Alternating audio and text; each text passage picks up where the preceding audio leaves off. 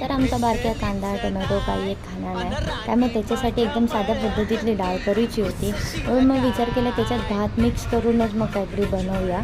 मग तेल घेतलं आहे, त्याला जिरा टाकला आहे. जिरा तडतडल्यानंतर घेतले मेथीचे दाणे, 4-5 मेथीचे दाणे टाकल्यानंतर कोथिंबीर पण त्याला नाही आवडणार, त्यामुळे घेतले कढीपत्तो पण बारीक बारीक करून टाकलं आहे. त्यानंतर मग घेतले हिंग पावडर टाकलं आहे थोडीशी, घेतले हळद आणि नंतर मग डाळ घेतलं आहे, ती थोडी परतलं आहे त्याच्यावर. मग भात घेतलं आहे, भात त्यामध्ये मिक्स करून 3 ग्लास पाणी ओतलं आहे. 3 ग्लास पाणी ओतल्यानंतर तो भात सगळं मिक्स करून घ्यायचो.